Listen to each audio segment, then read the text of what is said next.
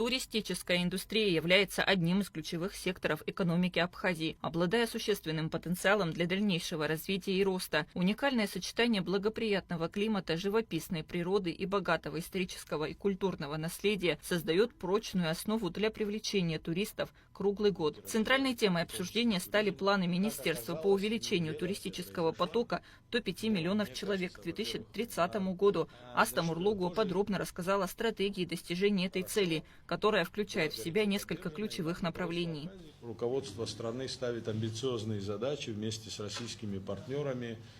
Звучит цифра достаточно оптимистичная. Я считаю, что она реальна, если мы хорошо отработаем.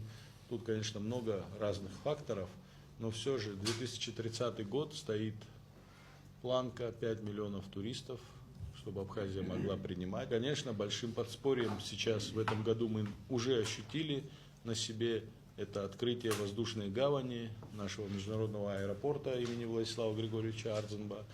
Есть показатели на 1 октября, это более 118 тысяч пассажиров уже прилетело благодаря аэропорту. Вы знаете, что с каждый день открываются новые направления. Вот сейчас отрабатывается новое направление, это Кабардино-Балкария, город Нальчик. Будем надеяться, что в следующем году у нас полетят из города Нальчик тоже туристы в Абхазию. Большое внимание Министерство туризма Абхазии уделяет развитию экотуризма и агротуризма. В перспективе планируется запуск нескольких масштабных проектов, призванных привлечь туристов в сельскую местность и познакомить их с уникальной культурой и природой Абхазии. Одним из самых перспективных проектов является инициатива «Мандариновые выходные». Проект направлен на развитие агротуризма и предлагает гостям уникальную возможность погрузиться в атмосферу абхазской деревни. Туристы смогут арендовать комнаты в домах местных жителей, насладиться национальной кухней и принять участие в сборе цитрусовых плодов прямо с дерева. В некоторых деревнях Восточной Абхазии уже существуют успешные примеры. Так в селе Кутол развиваются чайные плантации, и это направление оказалось очень популярным среди туристов. Членов общественной палаты волновали вопросы сохранения идентичности абхазского села в контексте растущего потока туристов. Особое внимание уделялось потенциальному влиянию туризма на уникальную культуру и традиции сельской местности, а также на священные места, расположенные в горных районах республики. Село вот в этом направлении продумывать, ее как-то укреплять, там делать какие-то дома культуры, я не знаю, чтобы не оттуда уходили, а не туристы туда, скажем так, вот вторгались, а вот наша молодежь больше бережно относилась к своим исконным, таким традиционным, но это вот харак за отца закытал.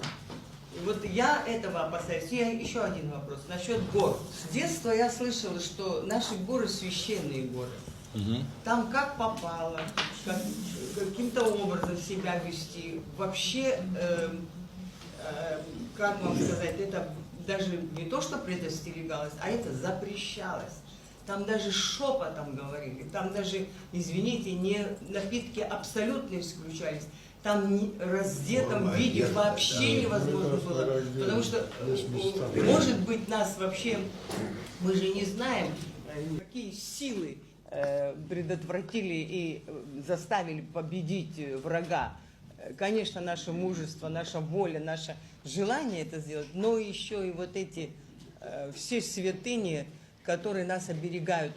Сегодня, если мы говорим, если в село приходят, конечно, мы должны, прежде чем туристическую отрасль, сферу гостеприимства ставить впереди, мы должны, конечно, думать о сельском хозяйстве. Потому что в эту сферу, хотя сейчас в последнее время, в эту сферу тоже нелегко привлечь работников, специалистов.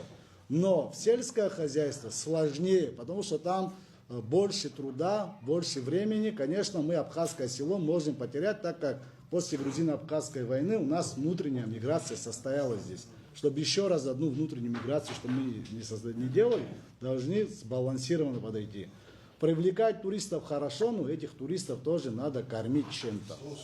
В стране активно развивается новое перспективное направление в сфере туризма – глэмпинг, привлекающий предпринимателей своей относительно низкой стоимостью реализации. Этот вид отдыха, сочетающий комфорт гостиничного номера с близостью к природе, становится все более популярным среди туристов, ищущих уникальный опыт. Одним из первых успешно реализованных проектов стал глэмпинг в живописном Кадорском ущелье.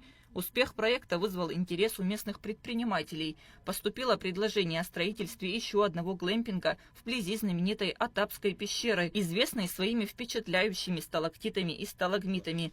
Также министр рассказал о необходимости нового закона о туризме, разработкой которого занимается министерство по поручению президента. Предложить вариант, проект классификации отелей. Об этом проекте, об этом направлении говорят очень давно. Это, кстати говоря, смежно с новым законом о туризме. Параллельно вот этим поручениям существует дорожная карта развития туризма между Российской Федерацией и Республикой Абхазия. В этой дорожной карте тоже есть несколько, скажем, пунктов. Одним из пунктов является создание единого внутригосударственного нашего абхазского реестра отелей, для того, чтобы были часто случаи, когда людей обманным путем аферисты продавали несуществующие путевки, и много жалоб на это поступало. И, кстати говоря, министерство как могло реагировало, но возместить ущерб за такую оплошность самого человека, кто бронирует, очень тяжело. Для этого одна из причин создания такого реестра, который будет официально опубликован на сайте министерства, чтобы любой гражданин, любая туристическая компания, которая предлагает Абхазию для отдыха, могла знать, что вот есть такой реестр, и эти отели проверены, они действуют, никакого подвоха здесь нет. В последнее время Абхазию привлекают не только туристы из России.